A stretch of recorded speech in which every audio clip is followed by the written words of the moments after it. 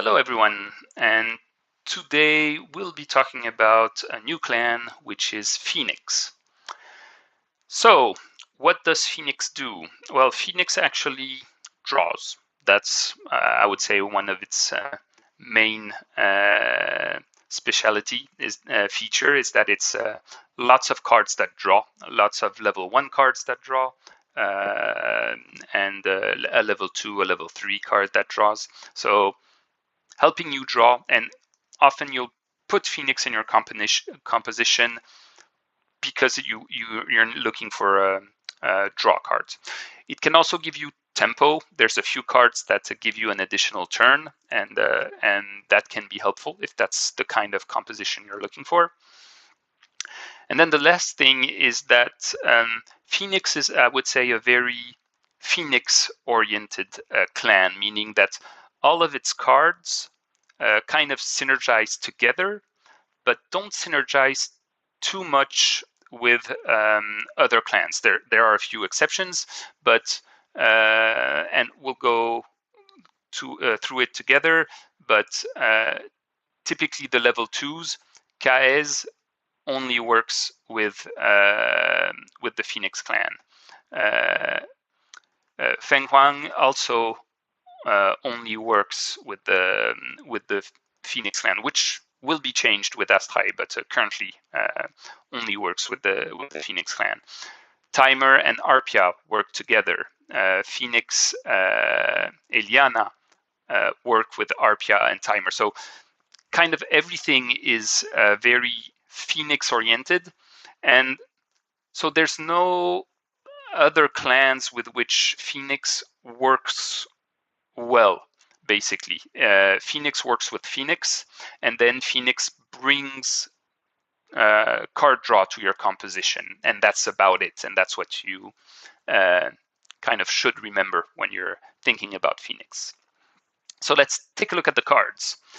First one is Arpia. So Arpia, what does it do? Arpia, you draw one when you play it, and if Timer is in play, or if Phoenix Eliana is also in play, then you get an additional turn on top.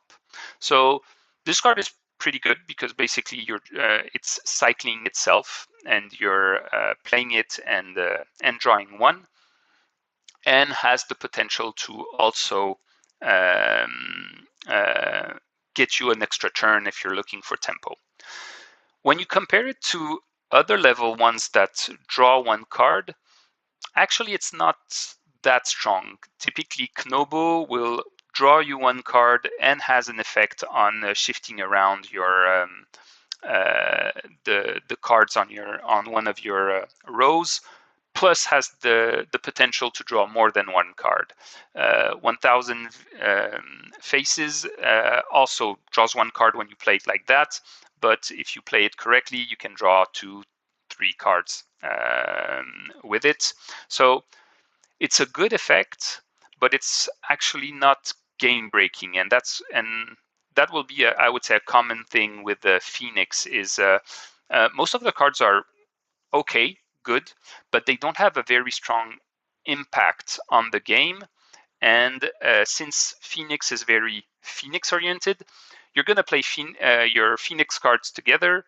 You're going to finish with almost a full Phoenix board, but you won't have really stopped your opponent, and you won't have gotten anywhere except maybe for the Byunja. And so that's one thing to, I would say, be careful when you play Phoenix. Is often you'll play Skis, you'll play an Arpia, then you'll be very happy to play a Timer, play a Morena, and you'll finish with your full level 1 rows of Phoenix cards, and won't really have played any other clans because these work well with each other, and their shift costs are often 2, with Morena being 3. So if you kind of fill up all your slots with Phoenix cards, then it's costs a lot because a shift card of 2 basically costs you 3 cards to get a new card in its place. The 2 cards from the shift plus the 1 from your hand. And so that's something to keep in mind when you play Phoenix, is be careful to not only play Phoenix, even if most Phoenix cards kind of play well with each other, and keep space for your other clans, or else you might not go anywhere.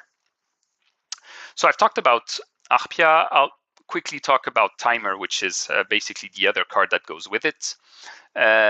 Timer is the other way around. If you play Timer on its own, you will get an extra turn.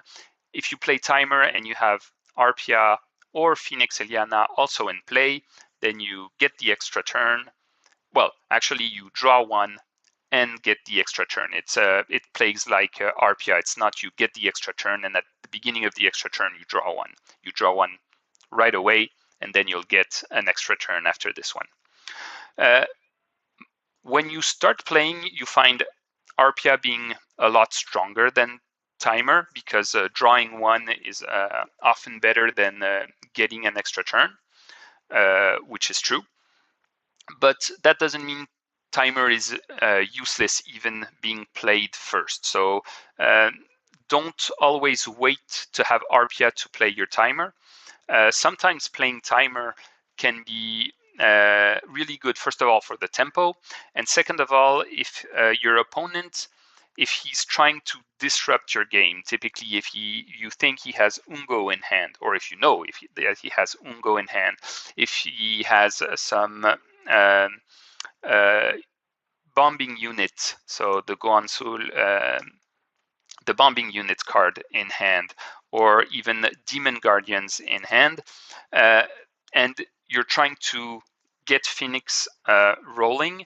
In that case, playing Timer, getting a second turn where you can play another level 1, another Phoenix level 1, you can manage to kind of negate that Ungo which you fear, or that bombing unit which you fear, because if he plays the bombing unit, then okay, you'll discard the second level 1, but your Phoenix cards will be in play, and you will have successfully opened your color without being disrupted, and that can be very useful. So sometimes Timer a bit underrated, because it can help you play around opponent's cards, or typically playing a level 1 and then being able to directly play a level 2, which is the card that you really needed, and you'll be able to do that without your opponent being able to react. So that can be useful. Next up, we have Murena. So Murena is pretty basic. I mean, it's a bounty card. By default, it draws you 2, which is very nice. It has a very high shift cost unless Abunakashi passive is in play, but 3 is pretty expensive. But having a card that draws 2 by default, and you can use a token on it to draw 2 again, is just very good. And even more if you're starting to win tokens, then you'll be able to draw 3, draw 4, and the card becomes huge. So very good card, and not prime, not bounty, sorry, for nothing. Next one is Xyz, however that's pronounced. And actually the little Yoda is pretty useful. First of all, it draws you 1, which is good, and you'll be able to select the 1 card you draw from 3 cards, and that can be useful. You also will keep 1 on top, so you'll know your next draw, and you can get 1 on the bottom, making sure if it's a card you don't need right now, making sure you'll only get it later, and that it doesn't pile up in your hand for nothing for a while. So the card selection that this card brings is pretty good, and it's often a good card to open with, and you'll never be disappointed, I would say, playing this card.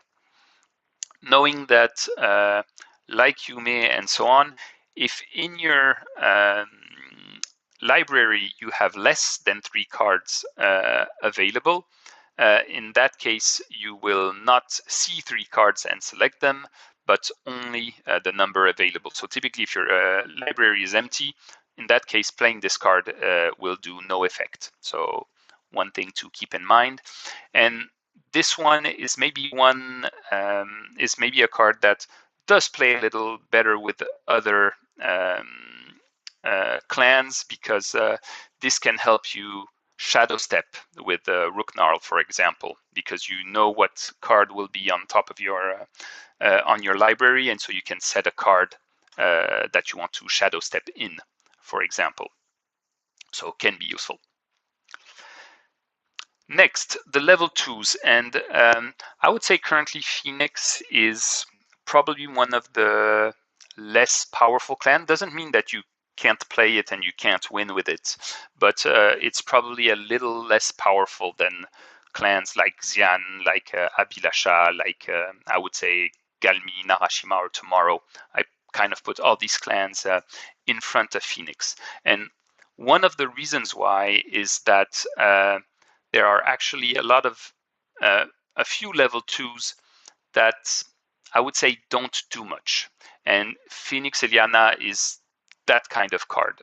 When you play it, it doesn't do anything, and it will only do something if you're playing Arpia or Timer afterwards. So basically, it's a card for a setup, and the setup, once it's set up, isn't really even that strong, because if you're playing Timer behind it, so if you already had Arpia, playing that Phoenix kind of doesn't change anything, and you just win one card. So you're setting up using a level 2 to just draw one card with a level 1. It's not that impactful, I would say, on the game. Same thing with Arpia, you're just winning an extra turn, but you have played the level 2. So basically you're barely just getting your tempo back of playing Phoenix if you also have Arpia in hand. So you need to fulfill the conditions, and if you fulfill the conditions, you're just back to where you were. So a card that's really not that strong, often a dead card, really its real use is when you're trying to activate the Gyunja token. So that's when it shines. But other than that, it's mostly a dead card, and it doesn't even have a shift cost. So if you play it, you can't even get rid of it to, like, if it had a shift cost of 1, okay, then in that case you play it, and sometimes you'll just shift it with another level 2 from a clan that you can't play otherwise, and might be worth it. But here the shift cost is 0, meaning that you can't do any shift with it. I'll jump to the other Phoenix, because kind of the same thing. So it's a little better because you can play it at any level. So you can play it level 1. It has Ethereal, meaning that it's hard to destroy, which is a little bit better. And you can also play it at level 3, which is a pretty good thing if you're looking at a composition to try to win with 15 cards. Like if you're trying to play tempo and play more cards than your opponents and go up to 15, that means that instead of only having 6 level 3s in your deck, you have a 7th one. And so you might not have to go as far in your deck to find the 5 level 3s you need to go up to 15. And that can really help.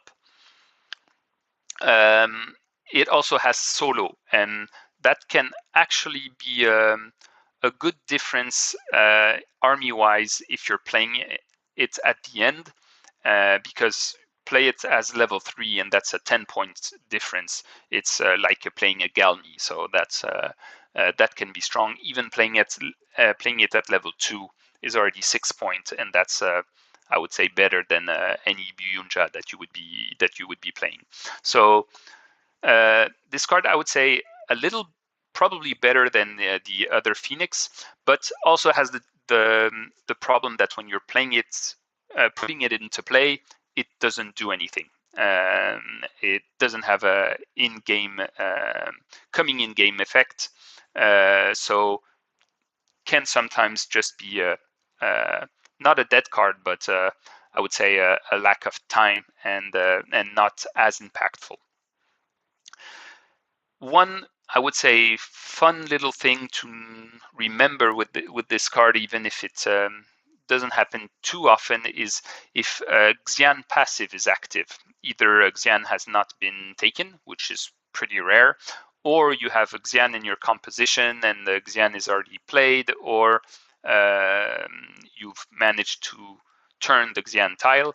In that case, these Phoenix can become, I would say, uncapturable all-in-one, because it's from this card is multi-level, so the Xian passive gives it also multi-clan, and meaning that this becomes like an all-in-one, except it's not bounty, so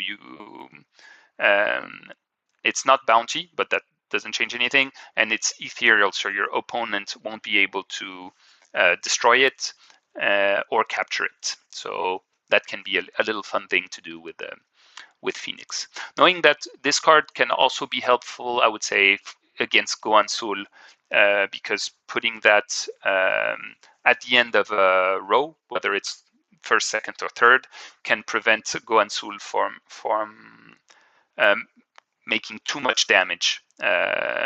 So also the ethereal can be of relevance. Sorry. So these two Phoenix, as we saw, are playable but don't have much impact. And it's kind of the same thing with Feng Huang, where you'll be able to go get one of your Phoenix. So level 3 is a bit different, but you'll be able to go get one of your Phoenix, and usually you'll go get the level 3 if it's not already in your hand or in your discard or in play. You'll go get a Phoenix and just put it on top of your library. So you're not doing much on the board playing this card. You're just gathering your Phoenixes, and it's taking a lot of tempo to do so. So another level 2 that doesn't have a lot of impact, and this is why Phoenix is, I would say, not picked too much currently. This card has been changed with the release of Astrae and is now becoming a lot stronger. So I haven't played with it yet since then, but it got a little boost, which was, I think, well deserved, and I'll be interested in trying it out again and seeing what it does. Other point is this card can also work with the Rook and with the Shadow Step, because if you're putting this Phoenix, any Shadow Step can work. If you're putting one of the other two Phoenix, you know what you have on top of your library, and you can Shadow Step into that if needed. Typically for the Rook BHG, the Byuhyunja, that can be a way of getting a token. I'll go on with Kaez. So Kaez is the typical Phoenix cards that works with Phoenix cards. So basically you get all the Phoenix cards in your discard and removed from the game, which can be important because if you've gotten one of your Phoenix exiled, this will help you get it back in the game, and you'll be able to get it back. And basically the opponent can't really stop you from having all three Phoenixes and completing them for the Byuhyunja. Except, of course, if he exiles one of your Phoenix and also exiles Kaez, but or you exiled Kaez, for example, with a Yume or something like that. But so Kaez can be a draw 3 from your discard or from your exile, which can be strong, but you're drawing 3 with 2 cards that do nothing when you play them into play, and 1 card that is very strong. And the draw 3 is a really best case scenario. Sometimes you'll just be drawing one of your Phoenix Eliana, or drawing your Phoenix Immortal, and that's the end of it. So guys, kind of like all the other level 2s, not much impact, and but can be very useful to move towards your Byujunja token. So still a good card, but with not much impact. And the last one is Genius. So Genius also does what Phoenix does. Genius is on the other side. He draws you cards. So it's a level 2 that draws you 2. It also has the effect of mixing a clan, all the clan cards from your discard pile and from your opponent's discard pile into their library. And so the draw 2 is a good effect, and the Genius is probably one of the best level 2s from Phoenix, because it's easy to play. You draw 2, which is always nice. You move forward in your deck, and that's pretty helpful. The putting all back a whole clan into your library can have multiple uses. One we've talked about when we talked about Nahashima is it can trigger the Byujunja token if there's only a single clan in your discard pile. So that can be interesting. On the other side, it can also limit a Nikilesh, which would draw 3, but with if you just play the Genius, it will only draw 2, because he will only have 2 clans left in his discard pile. Another, I would say, a little more tricky way of using it is if you're trying to get the token of the Xian Byujunja, and typically your library is empty or almost empty. In that case, playing Genius, you'll know that all the next cards you draw will be from a single clan, and if you're able to draw a few cards and you have this Byujunja in play, well, you'll know what clan cards you're going to be able to draw, and so you'll easily be able to do this token, draw 5, and you'll have 5 cards from the same clan, and you'll be able to discard them to get this token. So that can be a pretty niche, but a niche play where a Genius can come in handy. And also, it can also be a good way to save cards from Abhilasha. If there are some strong cards that you have in your discard that you really don't want your opponent to exile with Abhilasha, using Genius and putting these cards back in your deck can sometimes save you. Now let's go on the level 3s. So Phoenix level 3 is just very strong. It used to be a lot less. When the game came out, you would only get an extra turn. Now you get an extra turn and you draw 1, which on its own is very strong. Plus it gained Umbra and Shadow Step. So the Shadow Step isn't too relevant from what I've seen, because there ain't much things where Phoenix wants to use that Shadow Step. Maybe if you have a captured level 3 and you're like that, you'll be able to play Phoenix from your hand and take its place, but usually it doesn't come too handy. But the Umbra effect, that is often played and is often very strong.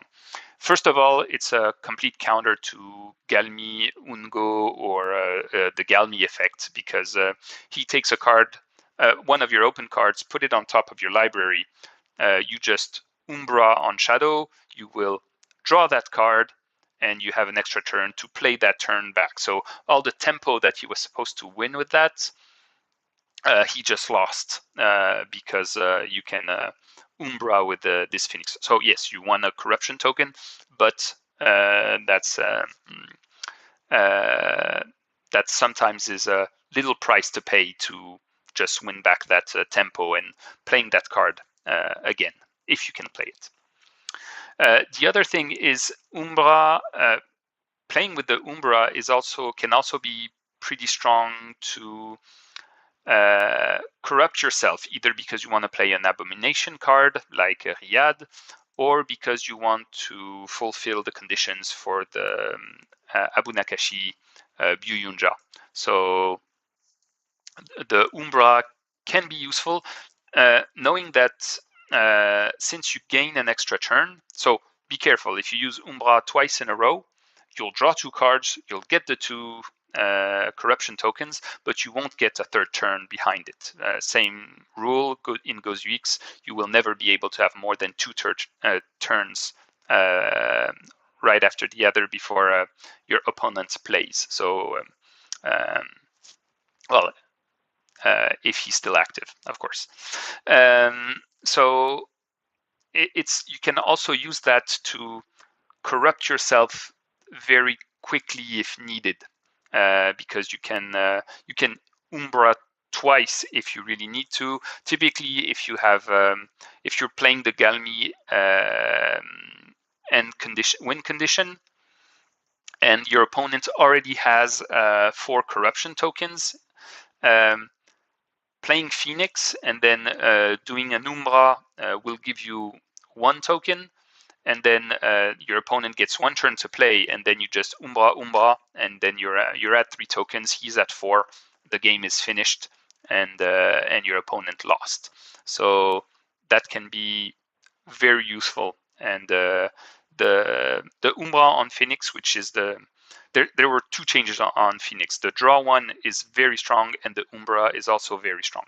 And there's been a while where, in terms of composition, people would try to play Tomorrow, Phoenix, and Abu Nakashi, and kind of lean towards tokens, and they would use the Phoenix to be able to corrupt themselves for this Byuyunja, and then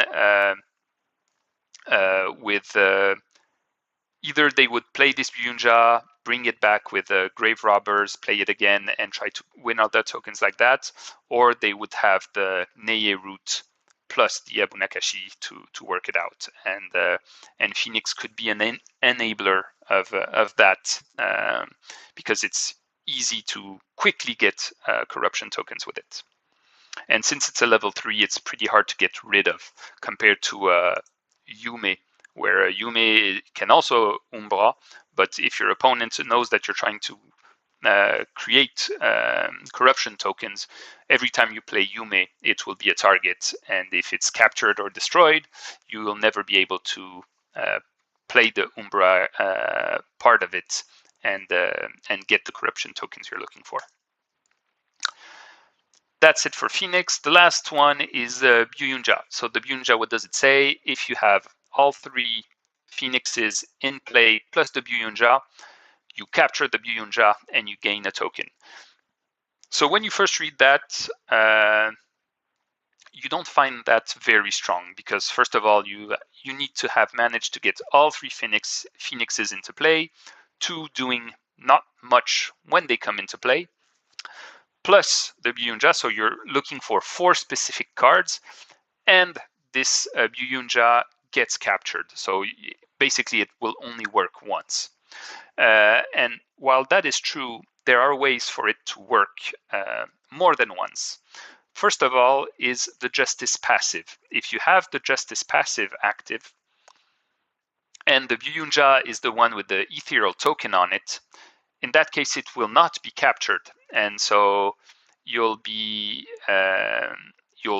a token, and your opponent will have to react very quickly, or else next turn you'll gain a second token, and then turn after that you'll gain a third token, and the game is finished.